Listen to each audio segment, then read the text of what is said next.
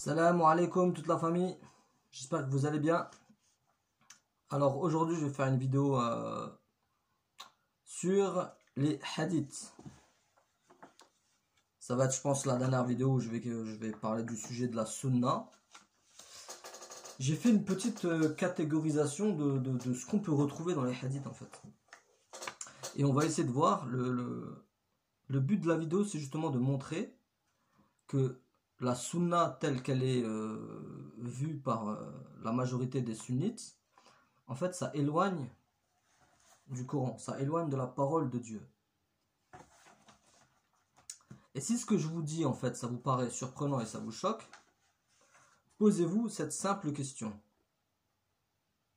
Est-ce que autour de vous, vous constatez, est-ce que déjà vous-même, est-ce que vous lisez le Coran chaque jour? Est-ce que vous avez autour de vous des gens qui lisent le Coran? Et est-ce que vous vous regroupez, moi je parle des pratiquants bien entendu, est-ce que vous vous regroupez pour méditer le Coran? Posez-vous juste cette question. Bien entendu, je m'adresse à une catégorie de personnes.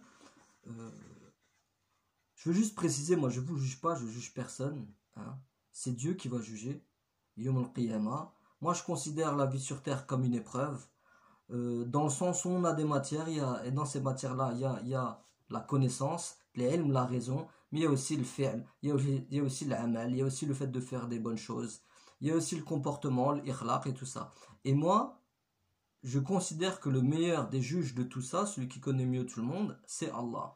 Donc c'est pas une vidéo pour juger ou pour dire moi je suis bien guidé, etc. Mais c'est juste une vidéo, quand même. J'ai le droit et j'ai le devoir d'avertir sur le fait qu'on nous a vendu des livres depuis qu'on est jeune qui nous éloignent de la parole d'Allah. D'où la question de départ. Répondez-y en étant honnête. Honnêtement, qui d'entre vous a un souvenir en sortant d'un tarawih par exemple? Alors le tarawih c'est un très bon exemple. Hein. Tarawih c'est pendant le mois du Ramadan. Donc un mois où on est censé être très proche de la sagesse et de la spiritualité. Donc on est censé méditer le Coran. C'est vrai ou pas? Qui a le souvenir d'un tarawih où des gens sortent du tarawih et se disent tiens, t'as vu là, on a atteint, on était dans Surat al-Ra'd. T'as vu dans Surat al-Ra'd, dans le verset où Allah il dit telle chose, telle chose, telle chose. Moi j'ai pas compris le lien avec le verset qui était plus haut. Est-ce que ça... Non.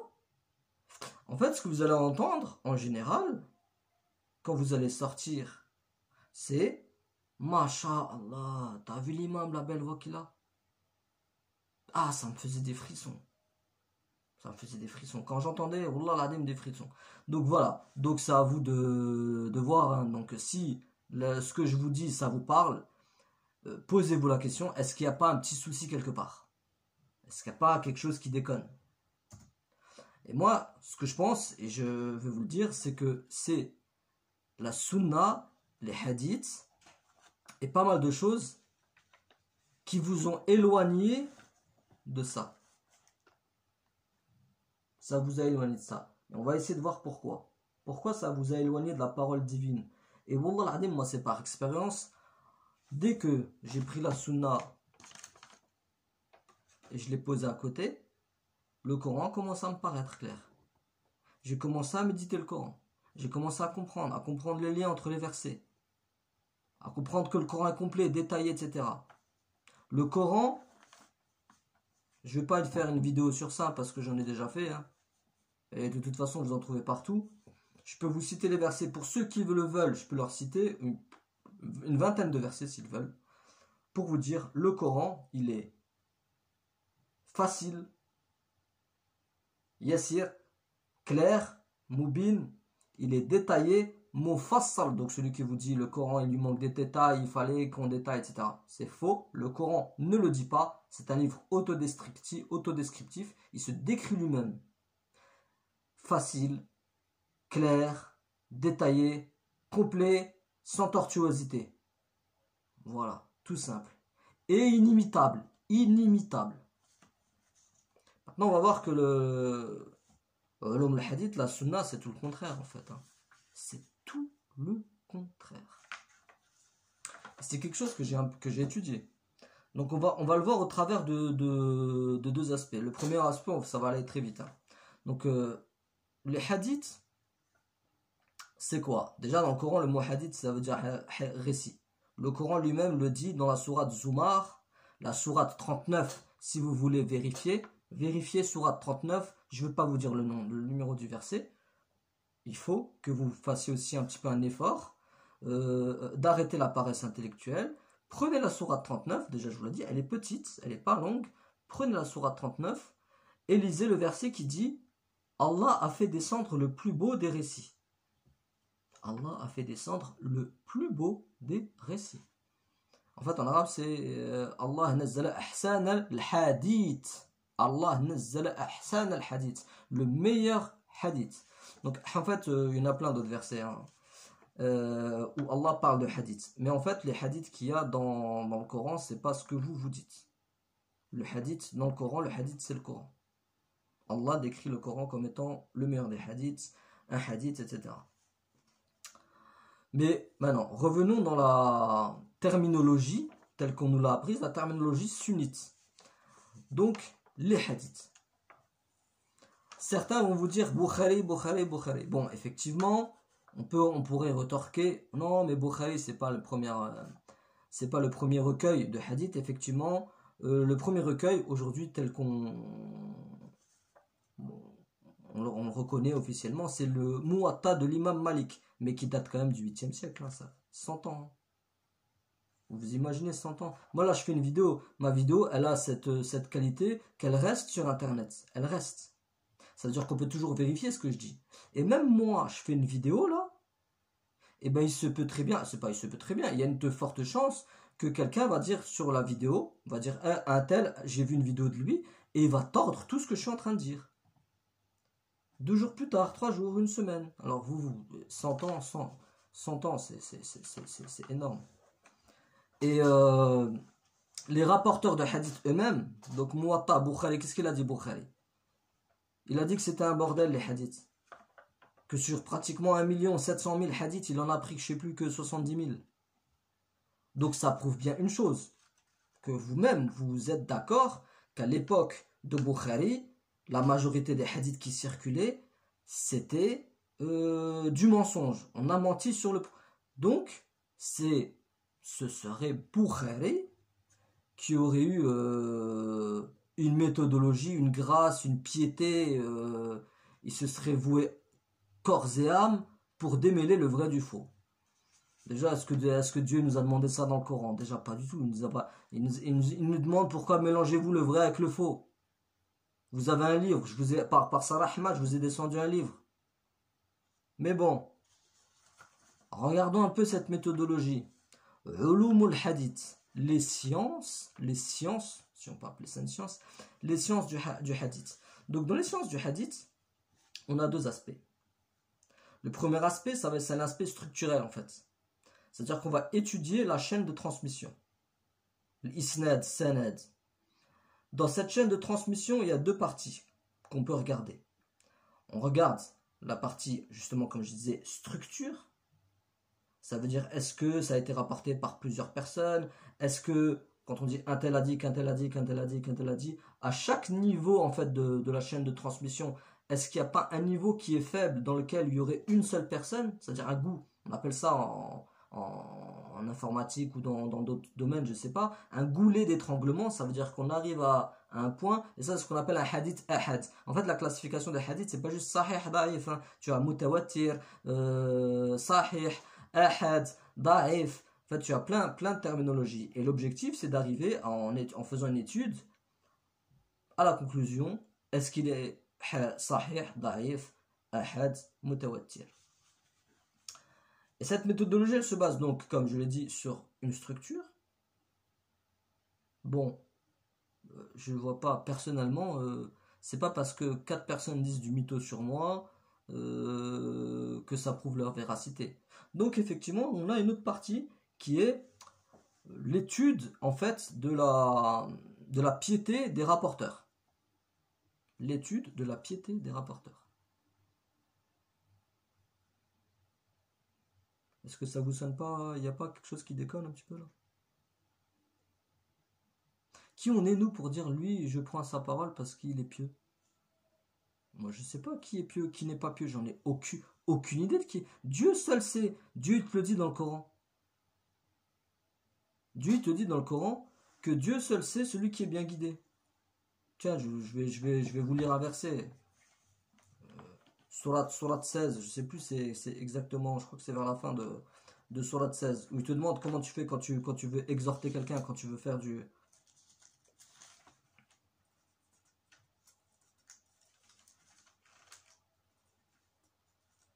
Juste pour vous prouver qu'en fait, nous, on ne sait pas.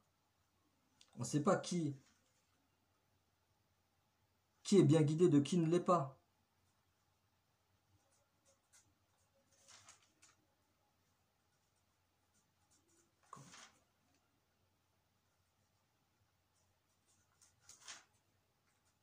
Pardonnez-moi hein, cette petite pause, hein, mais j'avais juste envie de vous partager ce verset. Il est très intéressant.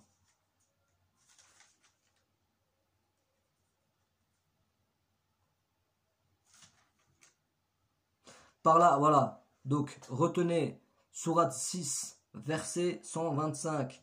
Par la sagesse et la bonne exhortation, appelle les gens au sentier de ton Seigneur et discute avec eux de la meilleure façon.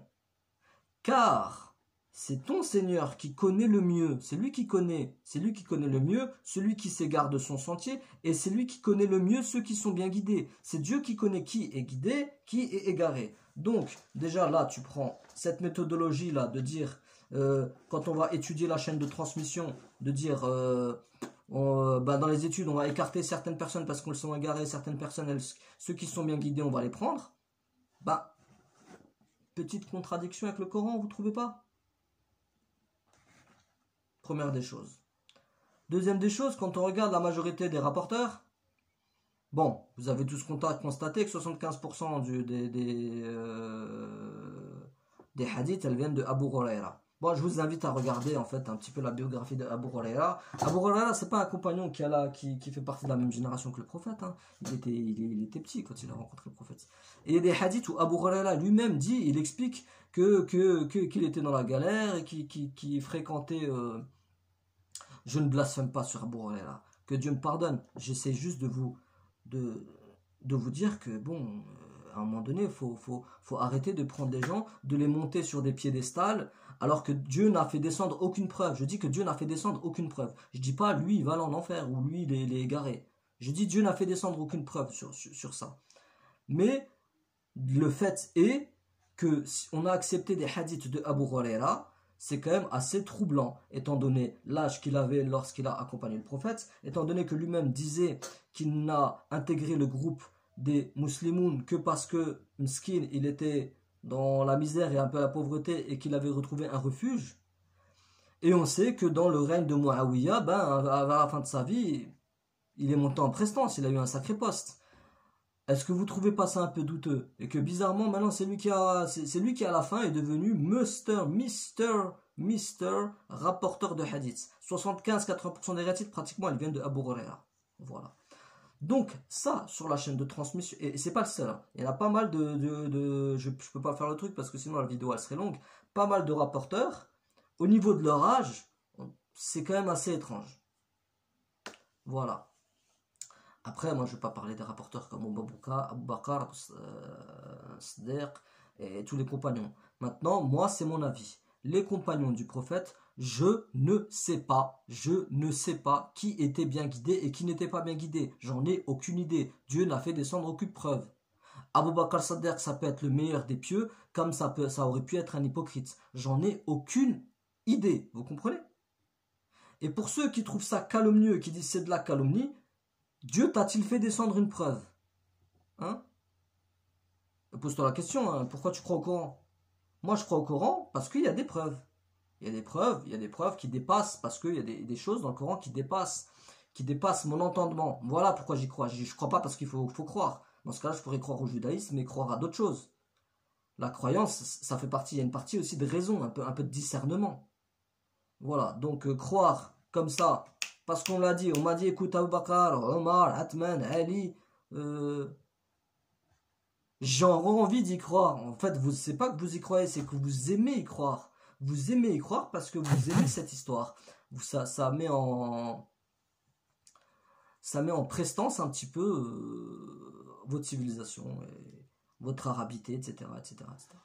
Maintenant, si on va regarder du côté du matan, le contenu des hadiths, bah alors là, waouh, j'ai fait une petite classification.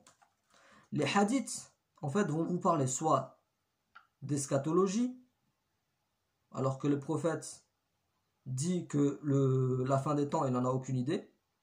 Il y a même un verset où Dieu dit, il t'interroge, dit que l'heure ne vient que de Dieu. C'est dans la sourate 7. Sourate 7, verset 187. Et il termine en disant, dans la sourate 7, verset 187, il termine en disant, il t'interroge comme si tu en étais averti. Vous voyez déjà la rhétorique de Dieu. Masha'Allah, subhanallah. Il t'interroge comme si tu en étais averti. Il y a plein de versets où Dieu il le dit en fait. Hein. Il t'interroge au sujet de l'heure, il t'interroge au sujet de l'heure. Il n'y a pas qu'un verset. Je ne sais plus combien il y en a, mais il y en a 5, 6, 7 ou peut-être même un peu plus. Et à chaque fois, il y a une petite déclinaison. Il y a une petite nuance, une petite... Et dans ce verset-là, moi j'aime bien parce qu'il te dit, il t'interroge comme si tu en étais averti. C'est pour frapper un peu les esprits, mais comme si toi tu savais la fin des temps, comme si toi tu savais ce qui allait se passer. Ils viennent chez toi et te posent des questions comme si tu étais au courant en fait. Donc les hadiths d'eschatologie, déjà prenez-les avec ce verset et jetez-les. Ça contredit le Coran, non? Vous trouvez pas? 2. Les hadiths love story, ceux-là, hop, le prophète il mangeait comme ça, il dormait comme ça, il pissait d'une telle manière, etc. Ça, franchement, c'est du blasphème. Vous aimez le prophète, c'est un blasphème. C'est un blasphème pour le messager de la parole divine. 3.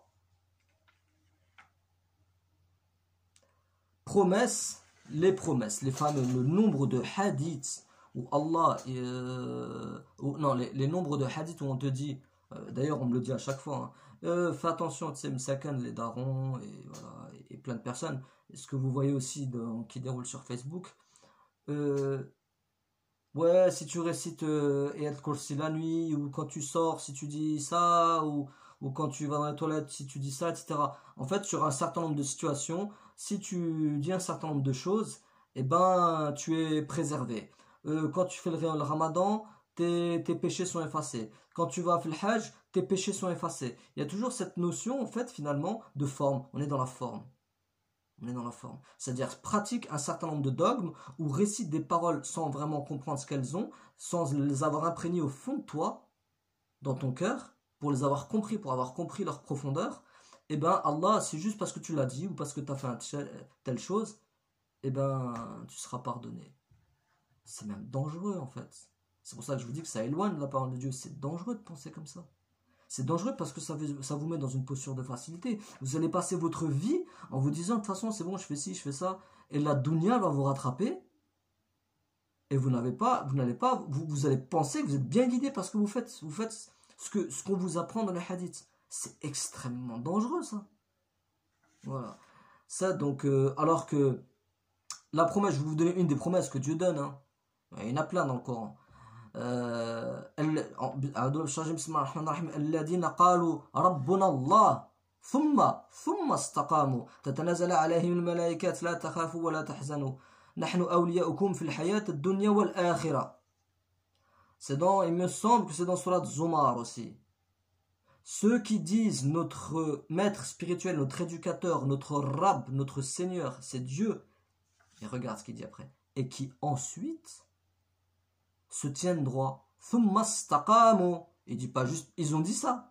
Il dit thumma istaqamu parce qu'après il faut se tenir droit, faire du bien, ne pas faire de mal. Faut rester droit dans la vie. Thumma istaqamu, il dit ceux-là. Tanazala alayhim malaikat. Les anges descendent sur eux et leur disent nulle crainte sur vous, nulle crainte sur vous. Nous sommes vos protecteurs. Et combien de fois? Est-ce que vous avez déjà vu un verset qui dit amana? Alladina amana. Lahum jannat nahim tajrim tahtiha al-anhar.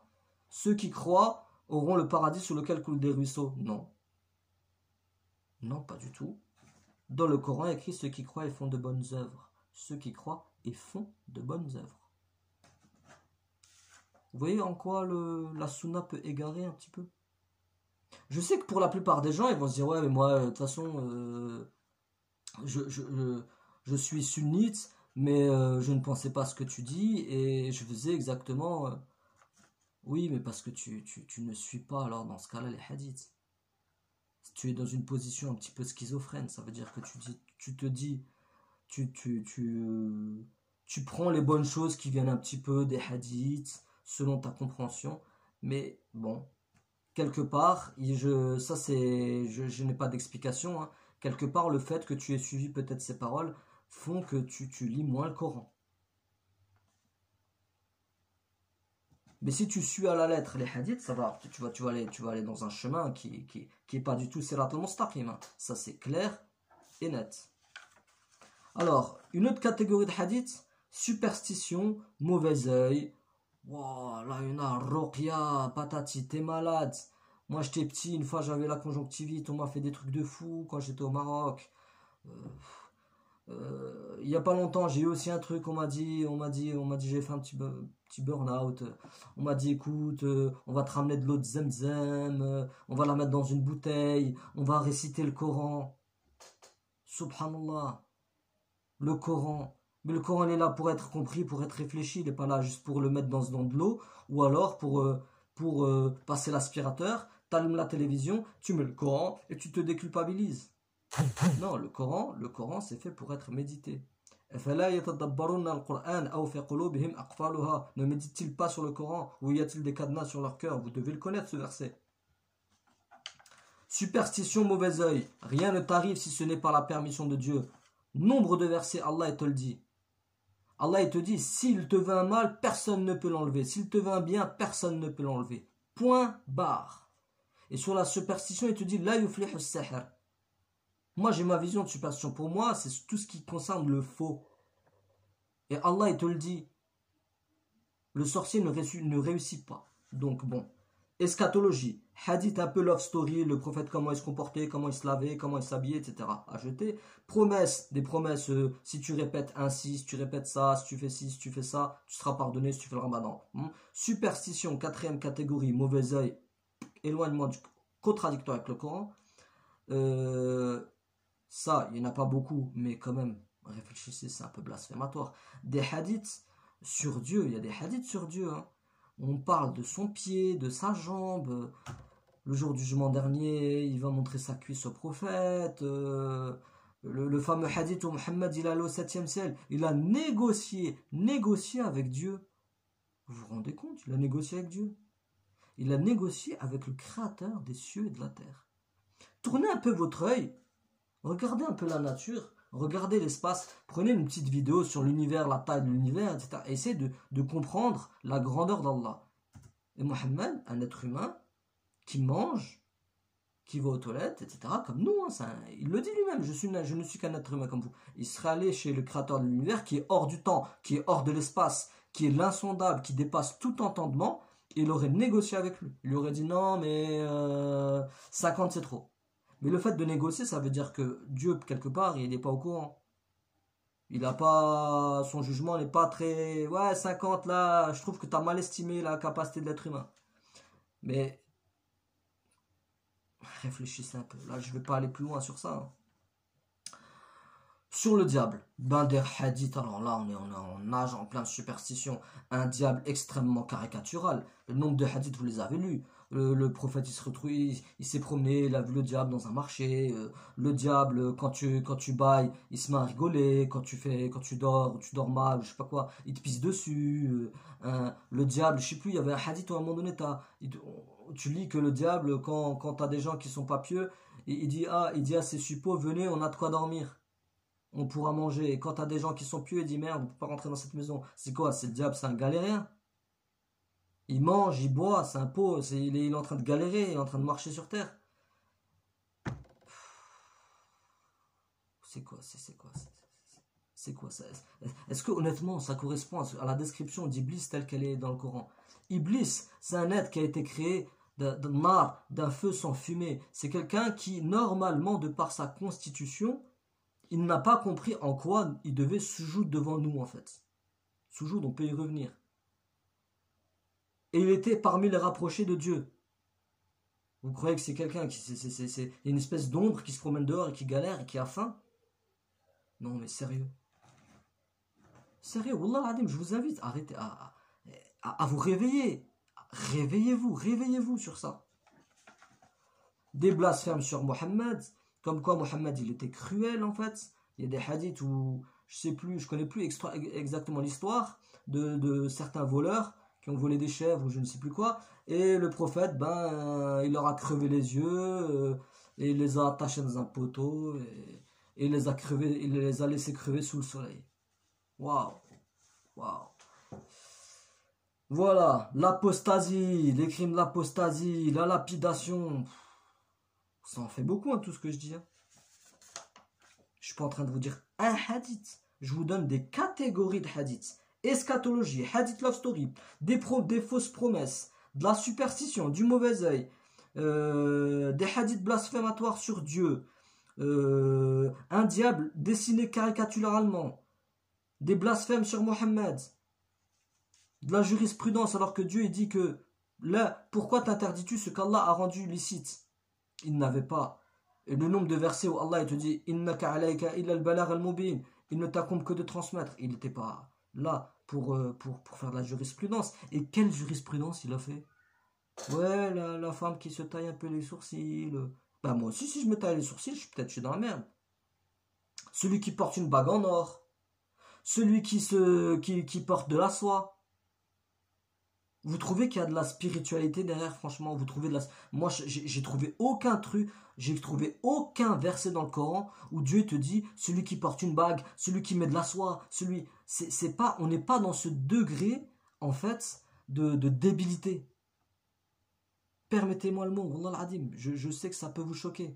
Si maintenant, moi, ce que je vous dis, ça vous choque, posez-vous cette simple question. Vous n'êtes pas jugé parce que vous avez fait, j'ai été sunni, j'ai été machin.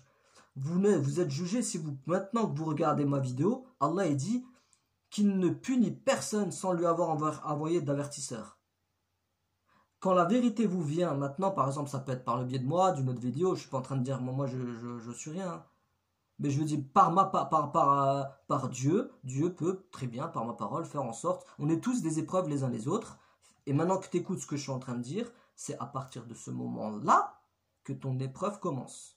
Vas-tu tourner le dos par orgueil parce que tu te dis finalement ce qu'il me dit en fait ça remet en question mon dogme, ça remet en question ma famille et tout ce en quoi ont cru mes parents et mes ancêtres, bah, tu vas retomber sur certains versets que j'espère tu connais quand tu as lu le Coran, ou alors tu vas te poser 2 secondes, je ne m'attends pas à ce que tu acquiesces directement, mais tu vas te poser 2 secondes, tu vas te dire il y a quand même un peu de vrai, je vais faire mes recherches.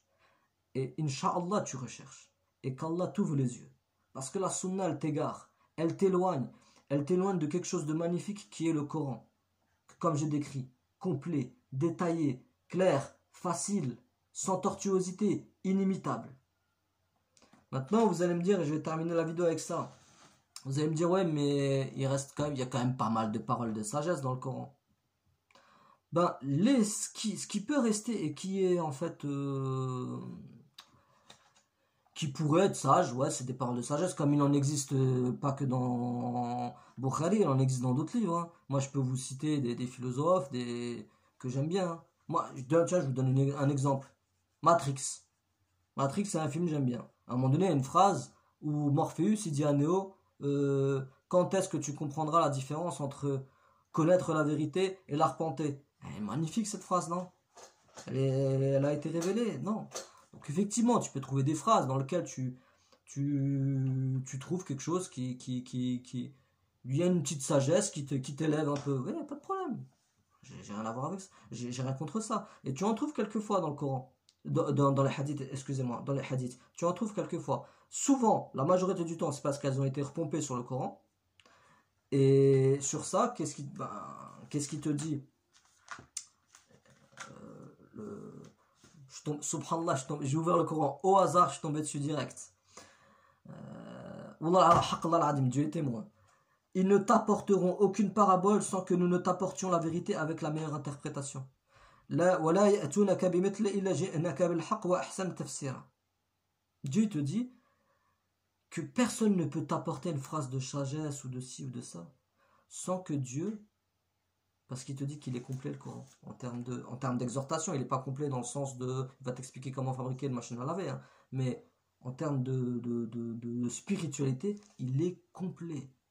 Complet, on ne peut rien dire, aucune phrase de sagesse. Là, ce que je viens de citer de Néo, eh ben, je vais trouver quelque chose dans le Coran qui est encore mieux que ce qu'il a dit.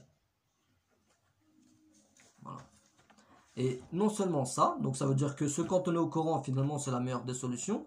Et de deux, ben, faites quand même attention parce que certaines phrases, sous couvert de paraître belles, parce qu'elles sont ornées, Zuhruf al-Qawl, comme il le dit dans Sourate 6, elles peuvent aussi égarer. Le paradis est sous les pieds de la mer. Ça peut paraître séduisant comme ça, mais ça peut être dangereux. Que faire si la mer elle est égarée, etc. Tu sais pas trop. Dans le Coran, il t'explique, il te dit qu'il faut être bon avec eux, mais qu'il faut pas les obéir. Mais voilà, bon, la vidéo se termine. Tout ça, c'était pour dire que la sunna, elle éloigne. La sunna éloigne. La sunna, Bukhari, Muwatta et tout. J'ai pas parlé du reste, hein, parce que tout découle dessus. C'est la base, en fait, du sunnite. Ben, elle éloigne de la parole coranique. Donc, mon conseil, revenez, méditez sur ce que je viens de dire. Je ne vous fais pas de takfir. Ne prenez pas ça pour vous. Essayez de prendre du recul par rapport à ce que je dis. Réfléchissez par vous-même. Et au pire, si vous ne rejetez pas totalement, vous avez peur, patati patata. Prenez 80-90% de votre temps, mettez-le dans le Coran. Ne délaissez pas le Coran. Dans la sourate Furqan, il y a une seule parole qu'on connaît du prophète le jour du jugement. Il dira, Seigneur. Et parce que dans le Coran, il n'y a pas écrit qu'il va Shfa'lina. Shfa'lina, ça veut dire qu'il va intercéder en notre faveur. Non, non, non. Dans le Coran, il est écrit à maintes reprises qu'il sera témoin contre nous. Il sera témoin contre nous. Et il devra se justifier tout comme Isa devra se justifier.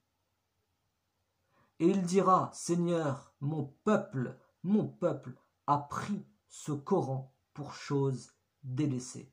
Et je terminerai sur ça. Wassalamu alaikum.